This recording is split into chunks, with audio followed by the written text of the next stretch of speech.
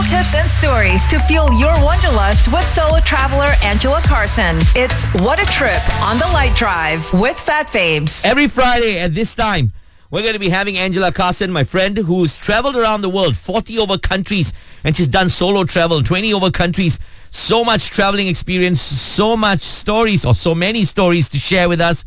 I've got her on right now, Angela. Thank you so much for being on the show, Angela. So happy to be here. You have no idea. We met over a burger and have stayed in touch all of these years. It's been fantastic. You know, everyone would like to know, a little bit about yourself. So I'm from Southern California, and my father worked for United Airlines. So I took my first flight when I was 2 weeks old. Tina Turner happened to be on that flight. What? And back then, when you worked for the airlines, you flew first class. So we were in first class. Tina Turner was there. Dad says I sat on her lap. That's how I got the travel bug from way back then. I know you've got a whole lot more to share with us. We've got many weeks together. We're going to be doing this for a while. What really caught my eye was your trip to Pakistan. But you traveled solo to Pakistan. You stayed there for a year. Give us that story. Yeah, I was living in Indonesia at the time when the pandemic hit. And I had been in my apartment alone on a small little chunk of an island on Batam for 9 months. And I needed an adventure.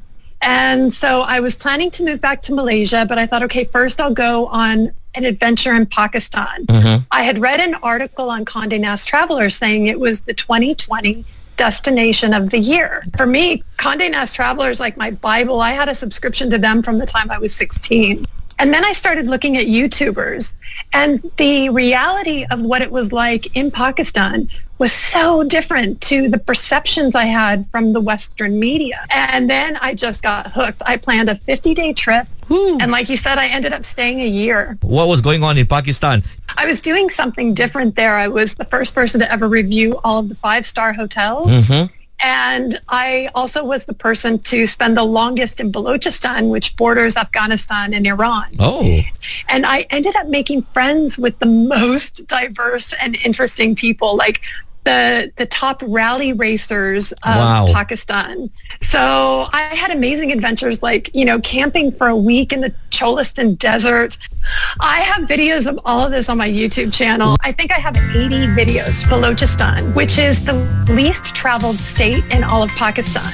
Everyone who visits Pakistan goes to the north. And I found this other channel, this obscure channel, that had these beautiful landscapes, and it was marvelous. I never would have known anything about Balochistan if you hadn't told me about this. Angela's going to share more of her stories right after this on Lite FM.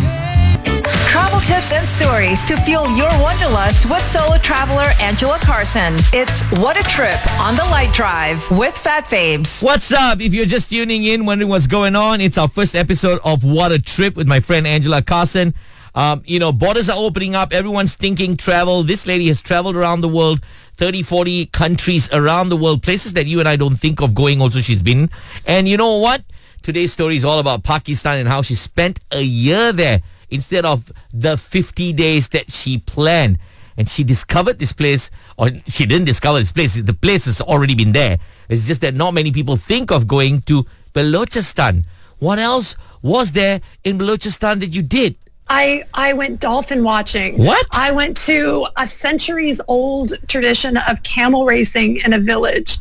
I just had the best time. I went to the only marine-protected zone in Pakistan, which is called Astola Island, and I was the first person ever to shoot sunrise time-lapse. Wow. There. So I have all of these special memories, but for me, I would tell anyone, go to Kashmir or go to Balochistan. Stay out of the north. Everybody goes to the north. You don't want to be everybody. You want to see what few people have ever seen. Cool. That is such an interesting story.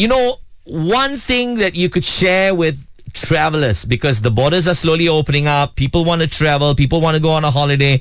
Give us a couple of tips about traveling, and I guess since we're talking about Pakistan, traveling to Pakistan. What are the do's and don'ts? What are the must-haves and must-nots? Yeah, I would say my top 3 tips for traveling to Pakistan would be 1, apply for your visa about 2 months in advance. I received my visa within 15 days.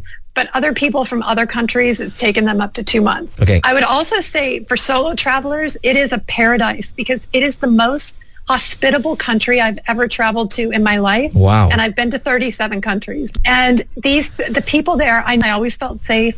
I always felt like a sister.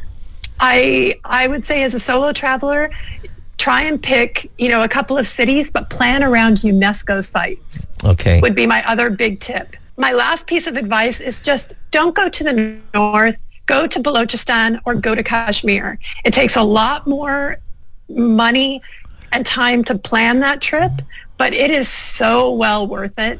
It should be on everyone's bucket list. It is a very special place, and it is not like the media has perceived it to be. It is safe, and it is full of just the most beautiful people. Thank you so much, Angela. I'm looking forward to more stories next Friday. What a Trip is also on Shock, and listen to the whole story about Pakistan. It is all there. You can listen to that again on the Shock app. Follow Angela's adventures on YouTube at Angela Carson or on Instagram at angelacarson.xo.